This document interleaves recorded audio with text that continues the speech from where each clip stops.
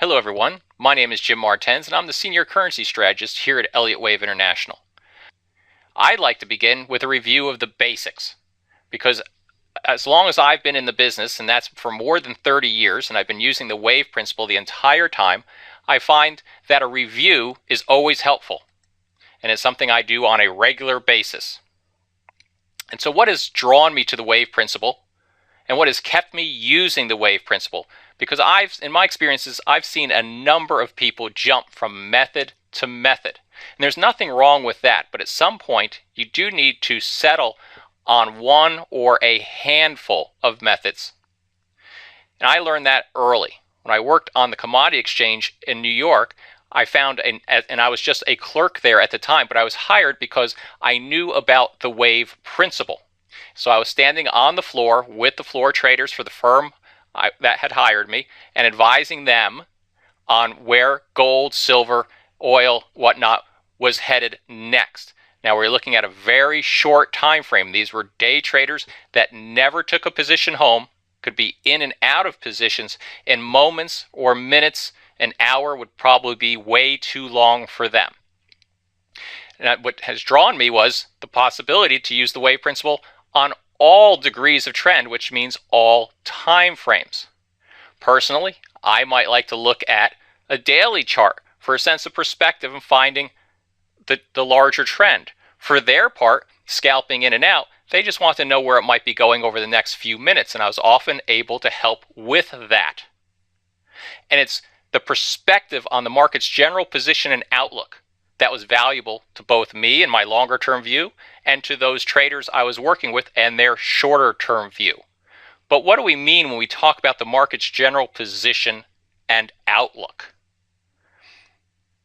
Well, in the 30s, Ralph Nelson Elliott discovered that the markets move in patterns, and those patterns are repetitive in form, but not necessarily time or amplitude.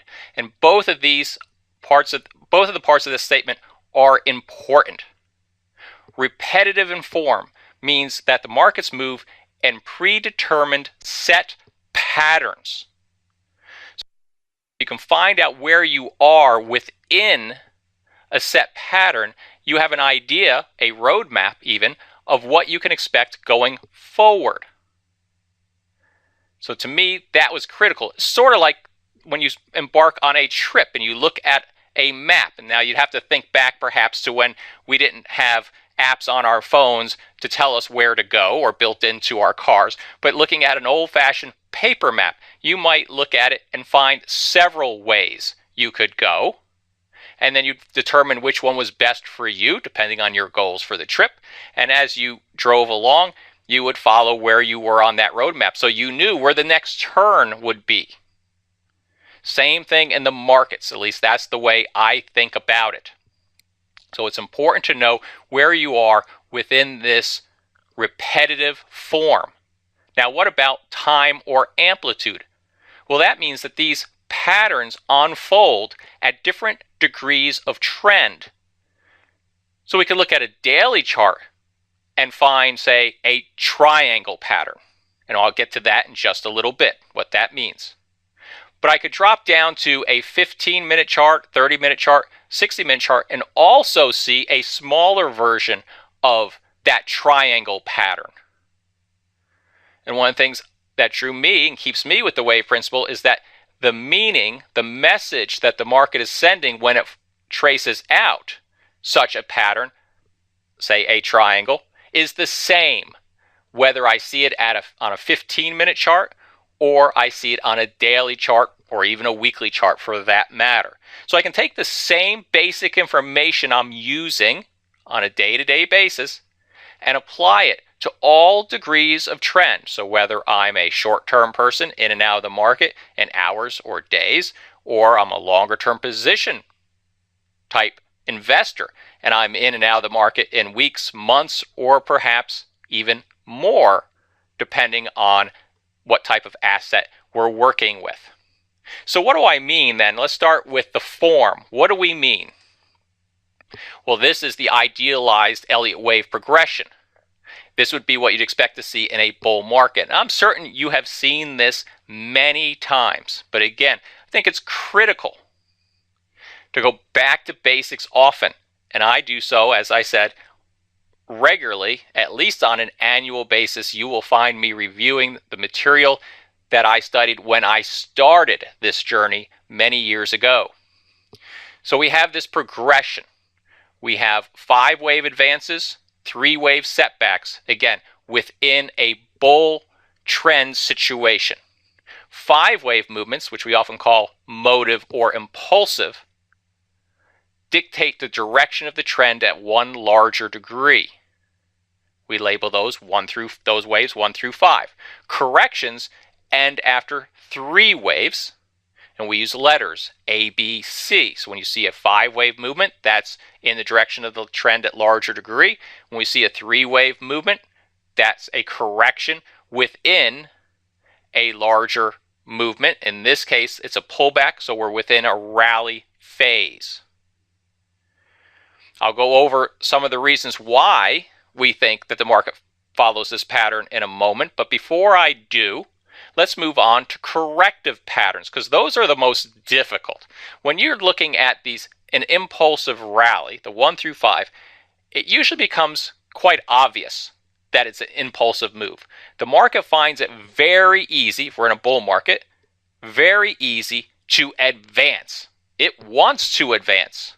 It's ready to advance, and it usually does so fairly quickly, rapidly. It's obvious what the trend is. When you get into a corrective phase, the market becomes choppy, overlapping. Think of lots of adjectives along those lines, and a market gets much more difficult to follow. That's a key point to remember. Within corrections, the market is difficult to follow. And there's a good reason for that. Because when you're in a corrective phase, unlike the impulsive phase, which is there's usually a single path, it's a 5-wave movement, there is more than one corrective pattern available. Here we show you 4. There are others, but they fit within these 4. We have first the common zigzag pattern, perhaps the most common corrective pattern. It's simple, it's sharp against the trend, it unfolds in first 5 waves to the downside, which signals that the trend at one larger degree is at least temporarily rolling over to the downside. Again, all this discussion is in a bull market situation. We could flip it all over if we were talking a bear market. But in a bull market situation, market's been advancing, whatever market it might be, and on a small degree, we have a 5-wave setback. That's a signal that if that decline does not complete a pattern, then it is the first leg of a larger correction or some pattern to the downside. It's followed by a 3-wave rebound. Well, 3-wave movements, as already covered, are corrective. So we have, if we're expecting a correction, because we know where we are in that larger roadmap, say we believe we're in a wave 2. We're expecting a setback in 3 waves that ends after 3 waves, and we'd have the first 2 in place, wave A and B. Well, since we have a 5 decline followed by a 3-wave rebound, we can categorize the correction as a zigzag, because they unfold as 5, 3, 5, and expect a second 5-wave decline in wave C. It will complete the correction, and then from its low, the larger bull trend could resume. Fairly straightforward. Now the flat is a whole different animal. It starts with a 3-wave setback. So you're thinking at that point, the correction could be over. And it's true, it could be. But there are other tools we use, which we'll cover later, and you're probably already familiar with, that would suggest that that's a fairly mild correction. It's shallow. It's unusually shallow. So unless the underlying bull trend is so strong, this might be just the first leg of a larger corrective pattern. In this case, one of the possibilities would be a flat correction. Now you can see in here wave B is also in 3 waves. In this illustration, it exceeds the origin of wave A, so we would call it an expanded flat. A regular flat, wave B, would form a double top, coming within a few pips either side of the origin of wave A. So we'd have a 3, the initial setback, followed by a 3, the second leg of the correction, wave B. And then to finish the flat, we would look for a 5-wave decline in wave C. That decline ordinarily will dip beneath the end of wave A. Later, we'll talk about some targeting methods. But for now, we're just talking about a flat, which is a 3-3-5 pattern. That is, wave A unfolds on 3 waves, wave B as 3 waves, and depending on whether it's a regular flat or an expanded flat, wave B will either form a double top or even go to new high ground before we have a 5-wave decline in wave C. Third, we have a triangle. I see a fair number of these, one of my favorite patterns, and we'll discuss that later.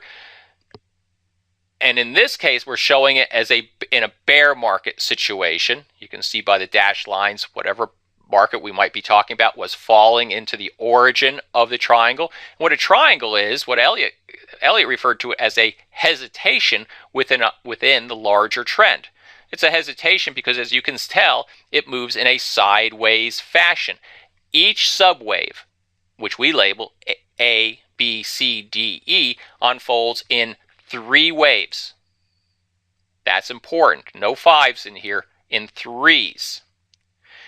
In this illustration, wave B moved beyond the origin of wave A, as we saw in the flat. There are cases where it would not do that.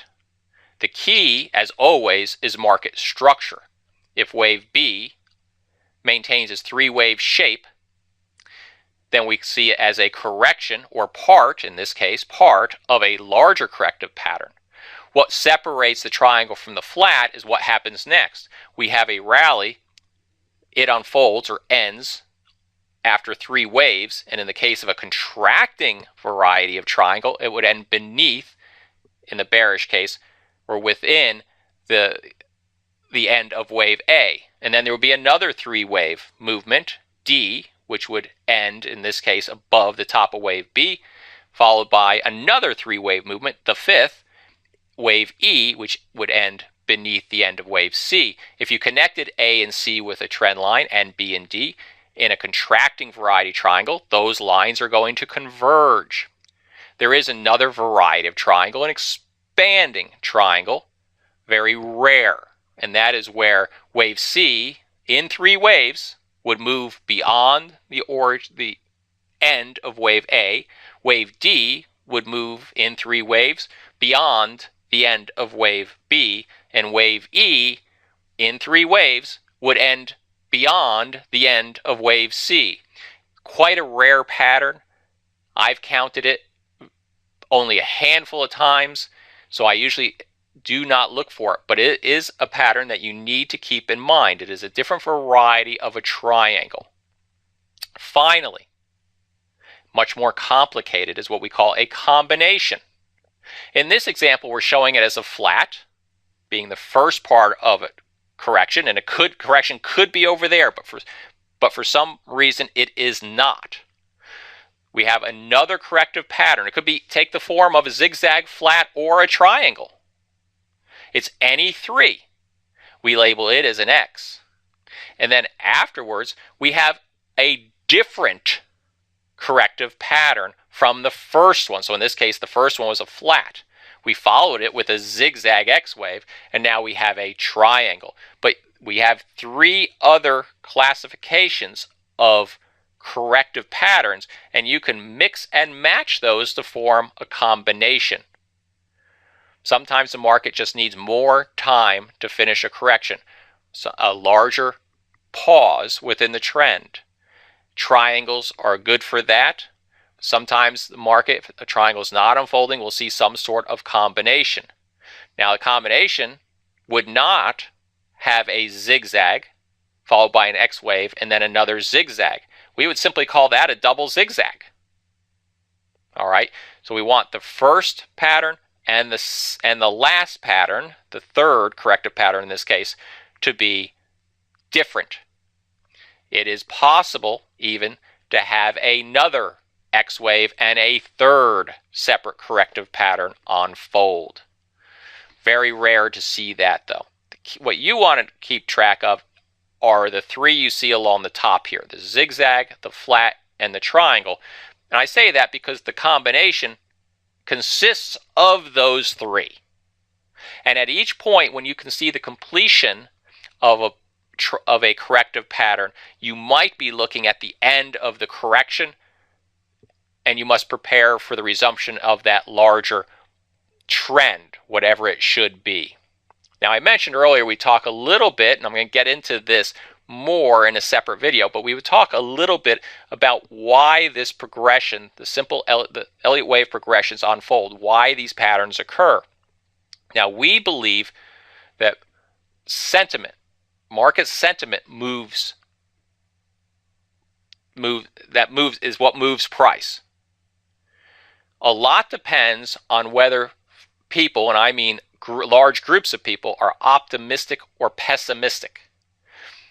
So if you're optimistic and some bad news comes out, you're more likely to kind of sweep it under the carpet, so to speak. If things were different and the general mood of the market was negative and bad news came out, they'd probably exaggerate the price movement that would follow that news. They put more emphasis on that news. But in the case of when people are optimistic, current bad news, we sweep it under the rug, because if we're talking about the reporting of a company, they miss their earnings or they just barely meet earnings, that's not good. If we were in a bad mood, we would probably sell the stock off because of that. But because we're optimistic, we'll sweep that under the rug and look to future earnings. Oh, well, they think next quarter is going to be better, or 2 quarters down the road is going to be even better. So I'm really interested in that and not what just happened. What we focus on changes based on how optimistic or pessimistic we are, and we always lie somewhere in between extreme optimism and extreme negative feelings. Okay, so let's start. Let's say a market has been falling for quite some time. It puts in a bottom, we'll call that, and it starts a rebound. We call that wave 1. And all of this, you can read this if you want to pause and read these explanations. I'm going to go through how I sort of look at it. So we see this rebound occur. We call it wave 1. Most, given the larger trend previous, will suggest that that's just a rebound within a larger and ongoing decline. Our first hint that something else is going on is that wave 1 will unfold in 5 subwaves. I mean 5 waves at lower degree. It tells us that it's just the first leg of something larger to the upside. Remember, think of the corrective patterns. Even if it's a zigzag, and since it's in 5, it would be a zigzag, it would only be wave A. Now, in this case, we're talking about a emerging bull trends. We're calling it wave 1. The crowd is going to see it, most of the crowd is going to see it as a rebound, a correction within the ongoing bear trend. So when wave 2 comes along, that fits their thinking, and they'll start selling it because it's that rebound created an opportunity. So second waves are often quite deep, but as a correction, it should end after 3 waves. Say it's a zigzag. It'd be a 3-wave movement, 5, 3, 5. Because the crowd is selling it, thinking that there's a bearish opportunity at hand, again, it's often quite deep. What draws folks' attention is when the market does not make a new low, but instead turns and starts to rally again. When it breaks out above the top of wave 1, even a technician or someone, a fundamentalist even, who uses a little bit of technical analysis will recognize that and say, perhaps something else is happening here. And that will make them think that perhaps they need to, 1, reverse course a little bit. Obviously, if this is a correction, it's not complete yet, and maybe there's an opportunity upside. So people start reversing their positions. Now, this recognition of a new trend will come at a different time for different folks, and that will propel a third wave, higher and higher and higher. We suggest here it's a powerful wave, usually an impulsive movement, whether up or down. It will be the strongest of the three impulse waves, those being waves 1, 3, and 5. It will often be, therefore, the longest of those waves. It is the wave that by its end convinces most that the larger trend has changed, that the prior bear trend has been reversed and the new trend is up, and if I've been left behind, I need to get aboard this trend. Reach a point of optimism, an extreme even, and often there you will see another pause. We call that will be wave 4, a surprising disappointment, especially for those folks that got involved in wave 3, turn bullish in wave 3 towards the latter half of the movement, because during wave 4 they can find themselves underwater, even though the trend has turned to the upside. So they have a decision to make. And it's that mentality that drives a fourth wave. Often folks will give up. I missed the opportunity. Oh, here we go. That larger bear trend has resumed. Only to be disappointed again when wave 5 marches to a new high. Now, usually all the indicators you might follow to measure the strength of these movements, wave 5 will be disappointing relative to wave 3. So for instance, I will often point to a divergence between price and an RSI indicator to show that wave 5 is weaker than wave 3. And ordinarily, I'll even see the momentum peak not at the end of wave 3, but earlier in wave 3, maybe 3/4 of the way through. And that final top in wave 3 shows a small divergence. After wave 4, that fifth wave will show an even larger divergence, something I'm always looking for. So that is the progression psychologically when we're talking about an impulsive movement. Same thing happens within a corrective. So in the prior slide, there are two corrections visible, wave 2 and wave 4. So this is what goes on, perhaps, within those waves. This shows a simple zigzag. That wave A down, the trend now has been up. That wave A to the downside, people think, oh, if the trend has turned up, I can use this wave A pullback as an opportunity to turn bullish. So when you have wave B, which depending on the pattern, a flat or a zigzag, might or might not move to a new high, and then wave C follows, and wave C breaks beneath the end of wave A, lots of disappointment there, and they'll bail out of those positions. So wave C can often be described similarly to a third wave. So that is the point where folks who thought they missed the opportunity, used wave A to turn bullish. In the case of a setback, a corrective setback, they will give up on that, and so that can drive wave C ahead. Now wave B, if it's part of a expanded flat correction or even a flat where wave B goes up and challenges or even exceeds the end of the prior advance, the origin of wave A, that will look like the resumption of that larger rally. And they'll look to jump in. They might get in right at the top only to see the market move back down. So it's a narrow advance as shown here. It can often be quickly reversed because of the psychology at the top, especially if a double top forms or it gets just above the prior top and then rolls right back over. Particularly then breaks the bottom of wave, what we're labeling as wave A. Lots of negative price action going on there. We, on the other hand, look at it favorably. We've counted a 5-wave rally. We're expecting a 3-wave decline, and the market has done so, showing us a 3-wave setback. So we're looking at that as the opportunity. But we waited through the entire 3-wave sequence. So that might be what's going on, an idea of what's going on in traders' minds as you move through a corrective sequence. Now that would count also for a triangle, though the triangle now, that 3-wave setback shown here, would only be wave A. So then you're going to rally in wave B. People start getting excited during wave B. Well, it stalls below usually, or just above, Sometimes if it's a running flat, they get excited on that new high only to see wave C start down again. So it's sort of those same emotions, but it's going to be drawn out in a sideways pattern through 5 3-wave movements. Again, this has all been a review of the very basics of the wave principle. This is the text that got me involved in the wave principle back in the mid-80s, at the latest 85. I've owned many copies of this book by Frost and Prechter.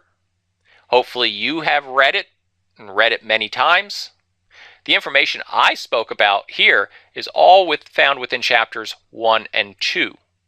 That's where the basics are found. Those are the chapters that I read regularly. If I'm leaving on a vacation somewhere and I pack my bag, my reading material, you will find in that bag almost every time this book. After 30 years, I still refer back and will read those first 2 chapters.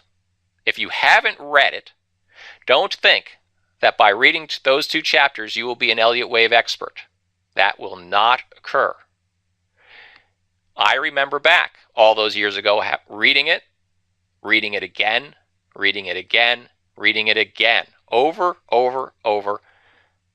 till it finally started to sink in and make some sense. And when I would start seeing charts, price charts, or looking at the Wall Street Journal or some other financial newspaper, and they'd show charts of housing starts or something like that, I would start seeing these Elliott wave patterns described in Elliott wave principle in these charts. And it wasn't unusual, if you borrowed my copy of the Wall Street Journal way back then, that if you got to housing claims or something like that, permits or any kind of chart, whenever there was a chart, I always pulled my pen out and started putting labels on it to see if I could see an Elliott wave pattern.